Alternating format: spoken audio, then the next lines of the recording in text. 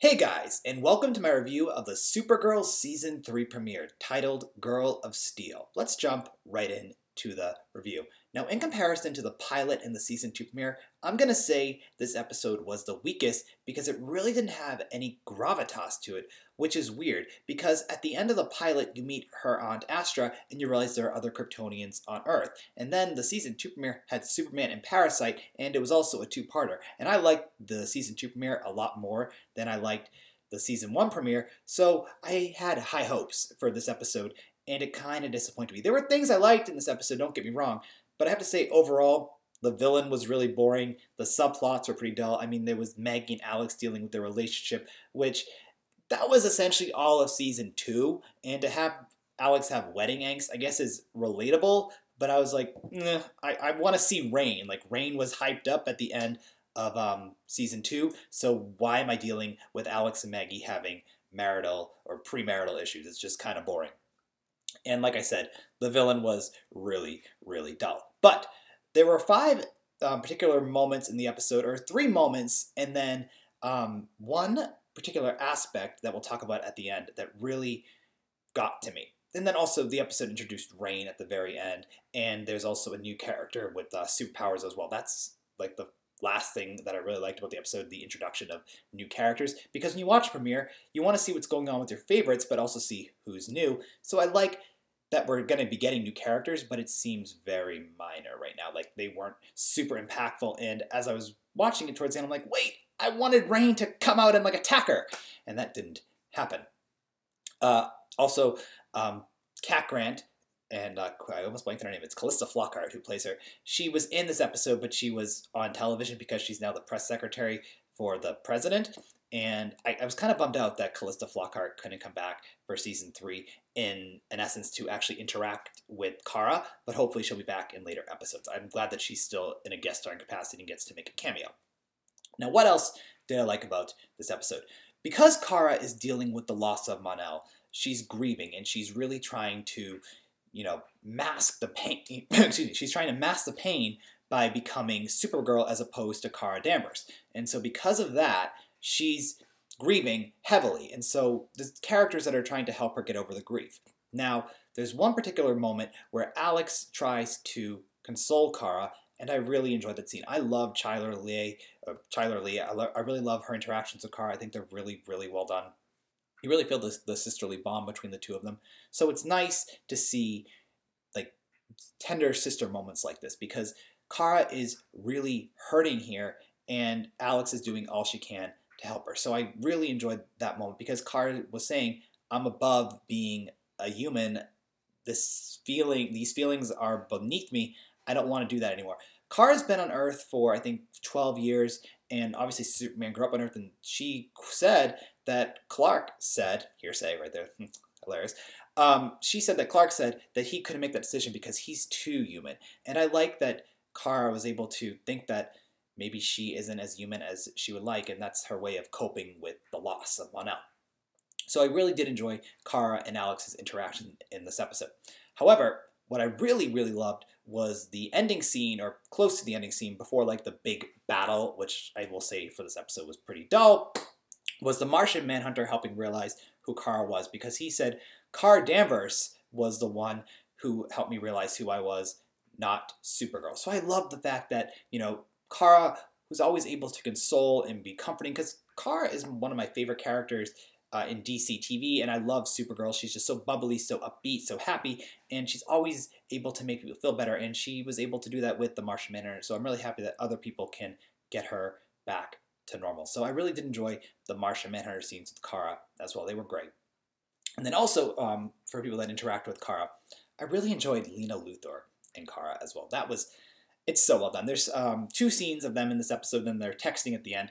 And also, Lena bought Catco. There was a minor subplot with the villain essentially trying to gentrifize a poor part of National City. I thought that was kind of dull, but then at the end, Lena came through, because Lena's awesome, and I love that Kara and Lena have such a great relationship. I really do enjoy the two of them quite a bit. Their chemistry is great. Like, when Lena, in the beginning of the episode, said to Kara, like, we haven't had brunch or hung out in forever, and Kara's like, oh, I'm busy, but it's because she's just blocking everyone from being around her because she doesn't want to deal with the grief of dealing with Mon-El. And then at the end, when Lena was able to be like, Kara, I'm your boss, but we're gonna work together and run Catco. Like, I loved it. It's just, they were great scenes, and they were essentially able to help break Kara's walls down. Because if you watch them both side by side, you'll see how Kara was so, you know, icy, and then towards the end of it, she was complete. The ice had melted. Now, the last thing I want to talk about for this episode is Kara's struggle with being a human towards being Supergirl. And I touched upon it throughout the review, but I really did enjoy it because it's a concept I don't think a lot of Superman fans really think about, because at least when it comes to Superman himself, you know, he's a farm boy. He grew up in Kansas. But when it comes to Supergirl, I mean, I don't read the comics of Supergirl, but when it comes to, you know, this character, I never once thought that she would ever question her humanity versus her Kryptonianness. So I really liked the idea that she was thinking, maybe because I have these powers, I don't have to deal with basic human emotions. But, you know, Kryptonians and humans are very similar. You know, obviously the big difference is the powers, but the powers are from the suppression, or from the radiation of the yellow sun, and if Kryptonians are under a red sun, they have no powers, just like regular people. So it's really interesting just to see the dynamic of Kara being like, well, I do have these powers, I'm super, why should I have super grief? Now, I was reading a couple things about this episode in preparation to the review, where people were saying that Kara shouldn't be so upset over losing Mon-El because she's lost her race, she's lost her aunt, she should be able to deal with this really quick. The problem is, she was 11 when she lost her race. It sucked, don't get me wrong. Of course, she would be completely in grief over that, but she was able to have a support system right away. She had a support system here too.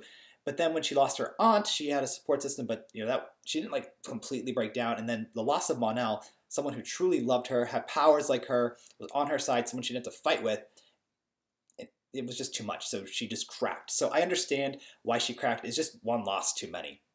Also, she was 11 or 12 when Krypton blew up, and she probably wasn't able to fully understand it back then, but those losses stay with her. So I understand why she is so upset, but I'm really glad that she was able to wake up. Chris Wood has a very, very small cameo in this episode where he goes wake up at the end of it to help Kara, who was not drowning, but because of a nuclear or a missile blowing up underwater, she momentarily was unconscious. And because he was somehow in her head, you know, he said, wake up! And then she woke up, and then all was good. She said that she's been dreaming about her mom and Mon-El, so I'm really curious to see that dream progress. We only saw a little bit of the dream at the end where we saw Kara's mom, but her face was like really creepy, like amphibian and face and alien-like. It was really interesting, so I'm curious to see what's going to be going on there. So overall, I think the episode had some really good scenes. I mean, acting overall was great. Visual effects, the CW, for a network that doesn't have the best budget, but because it is Warner Brothers and DC Comics is their bread and butter, I mean, I feel like, you know, how do I best say it? They know how to budget their effects, because I always enjoy the effects on the CW shows. They never seem too cheesy. One of my friends can't watch Flash because he says the effects are cheesy. I completely disagree, because I always enjoy the effects in both Supergirl and Flash. And I just think Warner Brothers puts all their money into the DC properties because they know that people are going to watch them because DC characters are so popular. So visuals were great. Acting was great. I mean, Wynn and Jimmy didn't do too much. Maggie was dealing with Alex, but you know, the real focus was heavily on Kara and the Martian Manhunter, more or less. So I did enjoy that. Kara also briefly quit her job, but she took it back at the end of the episode because Kara Davis is a reporter. Superman's a reporter. You're not going to take away that identity. That's too classic for that. So if I had to give the episode like a rating, I don't like to do numbers because they're too finite, but if I had to do letters, I would probably give it like a B. I mean, it was good. It wasn't amazing. They could have done better. But I'm looking forward to seeing where Rain is going to come into the episode, because that's going to be hopefully the villain for all of season 3. Because, you know, we had like an arc last year with season 2 where we had Cadmus, and then we had the Daxamites. So I'm curious if Rain is going to reign throughout the entire show. So anyway, share your thoughts about Supergirl, the Girl of Steel, in the comments below. I'm really curious what you guys have to say about it. Thank you so much for tuning into my review, and I'll be covering Supergirl Season 3, Episode 2 next week. The episode looked really good. I really like the trailer. All right, guys. Talk soon. Bye.